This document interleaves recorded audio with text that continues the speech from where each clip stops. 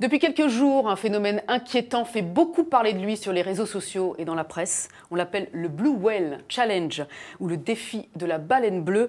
Quel est ce jeu né sur les réseaux sociaux qui pousse certains adolescents au suicide? Faut-il s'en inquiéter? Pour y répondre, je reçois une spécialiste de la protection des mineurs sur Internet. Bonjour Justine Atlan. Bonjour. Merci d'avoir accepté notre invitation. Vous êtes la directrice de l'association e-Enfance, une association reconnue d'utilité publique, agréée par le ministère de l'Éducation nationale. Votre mission, c'est de sensibiliser les jeunes aux bonnes pratiques du numérique et puis aussi de conseiller évidemment les parents et les professionnels de l'éducation. On ne compte plus ces derniers jours les articles consacrés au Blue Whale Challenge. Le terme d'ailleurs Blue Whale Challenge est lui-même très répandu sur les réseaux sociaux ces derniers temps, présenté comme un jeu particulièrement dangereux qui pousserait donc les jeunes jusqu'au suicide. Faut-il vraiment s'inquiéter de ce phénomène ? D'abord, ce n'est pas un jeu, il ne faut pas l'appeler un jeu, c'est un défi, un challenge effectivement, dont le but ultime est de se suicider. Donc oui, il faut s'en inquiéter. C'est extrêmement dangereux, parce qu'encore une fois, ça ne ressemble à rien de ce qui a existé pour l'instant comme défi sur les réseaux sociaux. Maintenant, il faut aussi raison garder, parce que la réalité, c'est que c'est extrêmement dangereux pour une population déjà extrêmement fragilisée, que sont des adolescents particulièrement fragiles psychologiquement. Il vient d'où ce défi et en quoi consiste-t-il ? Alors le défi du Blue Whale, il vient de Russie, ça on en est sûr. Il existe depuis déjà 2 ans en fait en Russie, mais ça fait 6 mois que le gouvernement russe est extrêmement inquiet, parce que c'est vrai qu'il y a eu plusieurs suicides d'adolescents en Russie qui se sont vraiment inscrits dans la lignée du Blue Whale Challenge, et que donc ça arrive en France. Le principe, c'est que vous allez vous déclarer en ligne comme étant candidat à participer à ce défi sur des messageries particulières, alors Vcontact en Russie, mais maintenant en France sur des réseaux sociaux, et que vous allez être contacté par un pseudo-tuteur, mentor, parrain, comme vous voulez, voilà, comme vous pouvez l'appeler, qui va vous dire si tu es prêt à relever le défi, ok, c'est moi qui va t'accompagner dedans. Donc il y a 50 étapes, 50 jours, 50 défis. Le premier est assez anodin, ça va être t'inscrire un numéro sur ta main. Au milieu, on va vous dire réveille-toi à 4h20 du matin, écoute de la musique triste, puis va te mettre au bord d'une fenêtre, les jambes dans le vide, puis scarifie-toi le bras. Enfin voilà, je vais pas vous les égrener parce qu'il y en a 50. Et puis malheureusement, le dernier, ça va être maintenant tu sautes de ta fenêtre ou d'un pont ou du toit et donc tu meurs. Le nom même de Blue Whale Challenge, qui veut dire le défi de la baleine bleue, d'où vient-il ? Alors il vient de l'idée fantasmagorique qu'on a de représentation de baleines qui vont s'échouer d'elles-mêmes, toutes seules, comme les éléphants qui vont dans leur cimetière tout seuls, les baleines qui vont s'échouer sur les plages pour se suicider, soi-disant. Et donc comme la Russie est riche en fantasmagorie, celle-là a été récupérée pour effectivement faire cette espèce de troupe en ligne de gens qui voudraient s'échouer, se suicider tous ensemble. On a une idée du nombre de personnes qui ont été victimes de ce défi ? Alors il y a beaucoup de rumeurs qui circulent, y compris dans la presse. On parle de 100 et quelques. La police avec qui j'étais ce matin, d'ailleurs, disait plutôt une dizaine, quinzaine en Russie. Donc, vous voyez qu'on peut rajouter un zéro ou pas. Mais enfin, c'est vrai qu'il y en a, effectivement. En France, au jour d'aujourd'hui, il n'y a pas eu d'adolescents qui se soient suicidés dont on sait exactement que c'est à cause du Blue Whale Challenge. Maintenant, c'est vrai qu'il y a un vrai risque parce que ça se propage très vite. Vous, par rapport à ça ? On a des vraies inquiétudes parce qu'on sait encore une fois que ça va rencontrer cette population extrêmement fragile d'adolescents qui sont déjà en fait suicidaires, qui ont peut-être déjà fait des tentatives, en tout cas qui sont attirés par ça et qui effectivement vont trouver une scénographie de leur suicide avec ce Blue Whale qui va les accompagner jusqu'à la mort. Donc je crains malheureusement effectivement que d'ici quelques temps, on soit face à un cas vraiment de suicide lié au Blue Whale Challenge. Alors les défis sur les réseaux sociaux qui poussent les adolescents à se mettre en danger, on en a connu quelques-uns ces derniers temps. Il y avait la Neck Nomination qui encourageait les jeunes à boire, le Ice Salt Challenge qui incitait les ados à se brûler avec un mélange de glace et de sel. En quoi ce Blue Whale Challenge est-il plus pernicieux que ce que vous avez pu constater ces derniers temps en matière de défis stupides ? Un défi stupide, effectivement, parce qu'ils le sont souvent. Un défi, enfin sauf Live the Cat qui était bien, les défis sont souvent plutôt d'abord du jeu, comme vous avez dit au début. Là, oui, parfois ce sont des jeux. Et puis en réalité, d'abord, ils ne sont pas censés vous mettre en danger de mort quand même. C'est un espèce de défi de courage ou de mise en risque, mais pas en danger de mort. Et puis surtout, vous allez le faire une fois parce que vous avez été nominé par quelqu'un, et puis vous allez le diffuser à 3 autres que vous allez nominer en leur disant si tu le relèves, si tu n'y arrives pas, tu vas avoir une sanction, un gage, etc. Là, ça n'a rien à voir parce que personne ne vous nomine. C'est vous qui allez être candidat. Et puis encore une fois, le but ultime, il est clairement exprimé, c'est de se suicider. Donc si tu es d'accord pour faire le défi 1, ça veut dire que tu es d'accord pour le faire le défi 50. Et effectivement, ce qui se place dans le Blue Whale, c'est que manifestement, il y aurait des parrains ou des tuteurs qui, quand un adolescent veut interrompre ces 50 défis en milieu, alors il est menacé on lui dit si tu arrêtes, on va s'en prendre à tes proches, à ta famille, à ton chien, à tes amis, etc. Et donc là, on a des adolescents qui parfois commencent, aimeraient arrêter, sont sous emprise, parce que c'est vraiment de l'emprise qui peut se passer, et hésitent à arrêter ou ont peur, parce qu'ils ont vraiment cru, ils croient que cette personne va venir effectivement apporter atteinte à leur vie ou à leurs proches. Mais on s'interroge quand même à la base comment les jeunes se font hameçonner par ce défi, comment ils s'y intéressent d'emblée et ils se disent tiens, ça m'intéresse, même si la fin semble quand même assez dramatique. Alors encore une fois, la majorité des jeunes qui vont relativement bien et qui apprécient beaucoup d'ailleurs leur adolescence ne vont pas du tout être attirés par le Blue Whale Challenge. Quand on leur parle, nous on intervient dans les classes tous les jours pour faire de la sensibilisation à Internet et aux risques en général. Ils trouvent ça stupide, ils connaissent, ils l'ont vu, ils trouvent ça grotesque, ça ne les attire pas du tout, mais ils savent que ça existe. Là, encore une fois, le risque, c'est cette population d'adolescents fragiles qui est déjà mélancolique, qui est déjà effectivement attirée par le suicide, vraiment, clairement, qui va se mettre là-dedans parce que ça ressemble à leur univers. Alors maintenant, le Blue Whale, c'est vrai qu'il les fait rire un peu tous, il les intéresse parce qu'il y a une fantasmagorie autour, une espèce d'histoire qu'on raconte en Russie. Alors déjà la Russie, peut-être à enjoliver entre guillemets. Voilà, c'est un mythe, ça devient un mythe. Il y a le secret, la Russie, les services secrets, un mentor, une espèce de secte, un gourou. Ils vont nous dire de faire ça. Voilà, donc ça c'est très séduisant, Mais ils savent très bien qu'ils n'ont pas envie de le faire. Encore une fois, ils trouvent ça grotesque. Alors on a des adolescents qui ont commencé à le faire, mais pour l'instant, Dieu merci, ils se sont toujours arrêtés à temps. Vous parliez, Justine Atlan, d'un phénomène d'emprise. On peut parler de manipulation mentale sur ces populations déjà fragilisées. Absolument, ça s'appelle exactement de la manipulation mentale. Ça ressemble d'ailleurs à ce que font les pédophiles sur Internet, les prédateurs sexuels, à ce que font encore une fois les sectes, à ce que fait l'endoctrinement djihadiste aussi radical. C'est exactement du même principe. On isole une victime qu'on se connaît déjà fragile.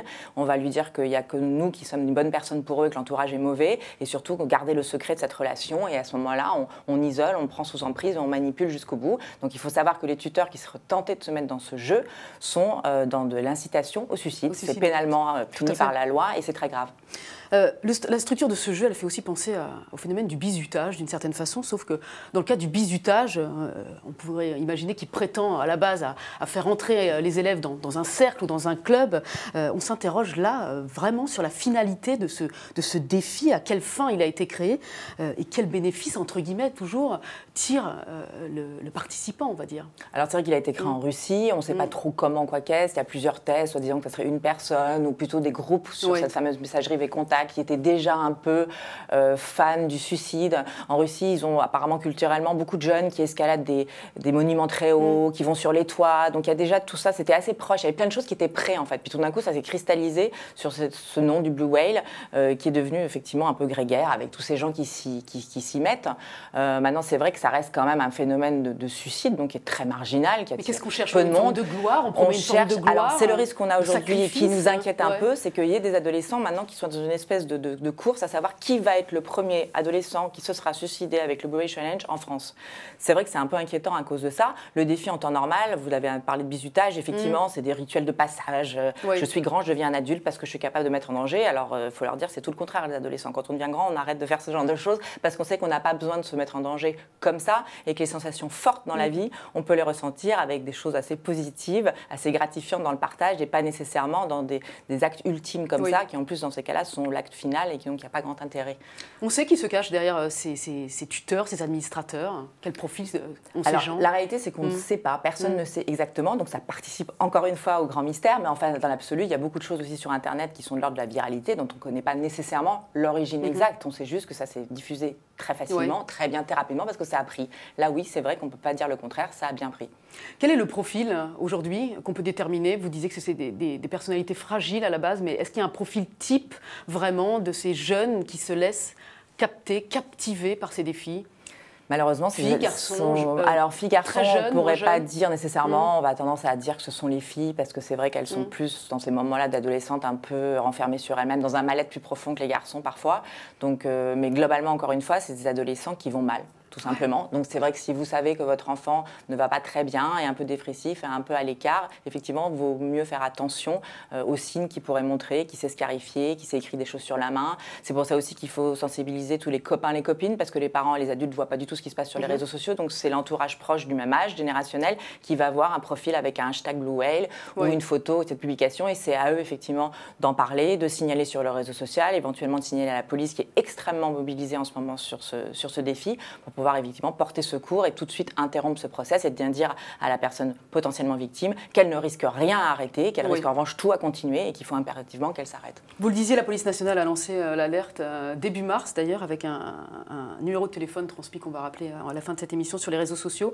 Le ministère de l'Éducation nationale a suivi aussi en alertant les rectorats. On imagine que Facebook est au courant de cette situation et de ce danger. Comment il a réagi jusqu'à présent? Est-ce qu'il a mis en place un pare-feu, on va dire, face à ce phénomène?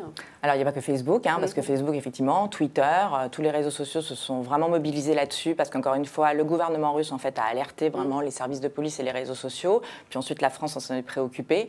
Et tous les réseaux sociaux se sont vraiment mobilisés pour bloquer, en fait, supprimer le plus rapidement possible tous les hashtags ou tous les profils qui seraient liés à ça. Ils ont fait un vrai travail. Alors, c'est une course contre la montre parce que les adolescents publient en permanence et qu'il faudrait courir derrière. Mais néanmoins, globalement, ils sont extrêmement réactifs parce qu'encore une fois, ils ne veulent pas, eux non plus, héberger des contenus qui seraient susceptibles d'être de l'incitation au suicide. Est-ce que vous pouvez nous rappeler les signes vraiment évidents qui doivent alerter l'entourage sur un embrigadement de leurs enfants? Alors sur ce Blue Whale, d'abord il y a effectivement tous ces hashtags qui peuvent être malgré tout postés parce que dans les défis, il y a un moment où il y en a un qui est de publier effectivement un hashtag avec baleine blé. Voilà, donc c'est pour ça que je disais qu'il y a les copains autour qui sont vraiment encore une fois extrêmement importants là-dedans, vraiment. Et puis pour les adultes, c'est sur le corps, on demande à faire beaucoup de choses sur le corps, d'écrire des choses au bic, puis de se scarifier sur la jambe, un numéro, un F, etc. Il y a des réveils à 4h20 du matin, il y a au moins 3 ou 4 défis où il faut se réveiller à 4h20 plusieurs fois. Donc voilà, si vous entendez un réveil qui sonne à 4h20 dans la nuit ou si votre enfant a l'air fatigué, voilà, vous voir s'il n'y a pas ça. Ils écoutent de la musique triste, ils regardent des films d'horreur. Il y a pas mal de phénomènes comme ça. Et puis voilà, effectivement, c'est vrai que c'est inquiétant parce qu'il y a plein de choses, encore une fois, qui vont être faites en secret. Donc, il faut être un peu vigilant. Le numéro de téléphone, on va le donner parce que c'est important. Si les enfants, adolescents ou parents qui nous regardent sont confrontés au danger et ont constaté que leur enfant est embrigadé ou a commencé le défi du Blue Whale Challenge, ils peuvent donc contacter Net Écoute au 0800 200 000, 0800 200 000. On va regarder, l'appel est gratuit d'ailleurs, on va regarder les questions des internautes avec qui nous sommes actuellement en direct. Là, par exemple, il y a Claude Michael Moves qui habite en Suisse et qui nous parle, lui, d'une vague de jeunes qui se font électrocuter en grimpant sur des trains. C'est un de ces effets, de ces défis ridicules, demande-t-il. C'est vrai qu'on a vu aussi des images d'adolescents russes qui montaient sur le toit des trains. Si maintenant ça arrive jusque chez nous, ça fait partie aussi de ce Blue Whale Challenge. Alors, ce défi-là, pas particulièrement. Oui. Maintenant, c'est vrai qu'il y a une liste de défis originale. Maintenant, elle peut être complètement déviée. C'est récupéré, encore une fois, par des gens qui sont déjà pris là-dedans. Alors oui, bien sûr, on peut voir d'autres défis arriver. Les défis, de toute façon, ils n'ont pas attendu Internet pour exister. Les ados se sont toujours lancés entre eux. C'est vieux comme le monde. C'est sûr qu'encore une fois, Internet va donner plus de viralité, plus de visibilité et va rajouter une forme de mise en scène énorme dans le fait de non seulement de commettre l'acte, mais de commettre l'acte en public, aux yeux de tout le monde. Donc c'est vrai que ça peut encore une fois renforcer des adolescents qui veulent, en plus, au moment du suicide, être visibles de tous. On l'a vu avec Periscope il y a 1 an, avec cette jeune fille qui s'est suicidée en direct en se jetant sous un train. Donc, c'est sûr que ces outils-là, nouveaux, forcément, vont favoriser, mais encore une fois, sur une personnalité extrêmement déjà particulière, marginale et plutôt en souffrance. Mais oui, c'est forcément un risque. Il y a Christelle Semavel qui dit « Il faut diffuser un maximum pour rester vigilant et prévenir nos adolescents de ce monde où le virtuel rend fou. » Vous le dites souvent que les réseaux sociaux sont un formidable générateur de bonnes idées, de cohésion sociale, mais qu'évidemment, il y a la partie sombre derrière qui a une influence néfaste sur certains adolescents. C'est-à-dire qu'Internet, c'est rien d'extraordinaire, si ce n'est que le prolongement de notre vie sur un autre média ou outil. Mais effectivement, forcément, les adolescents sont très naïfs malgré tout. Ils n'ont pas l'expérience des adultes, donc ils sont très preneurs de façon immédiate de tout ce qui peut leur arriver et qui représente des sensations. On voit bien comme ils sont extrêmement aussi perméables à tout ce qui est théorie du complot.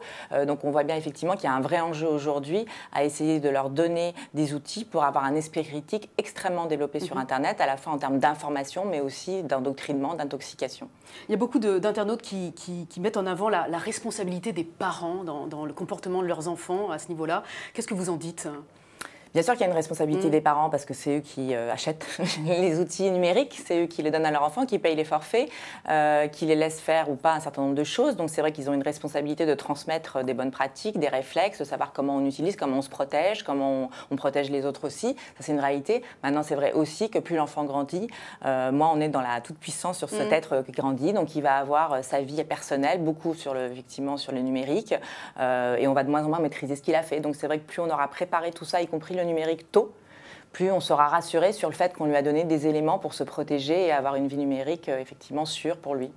Elisabeth Regner demande pourquoi on ne bloque pas systématiquement tous ces messages en provenance de sites ou de forums qui incitent les jeunes à aller jusqu'au suicide.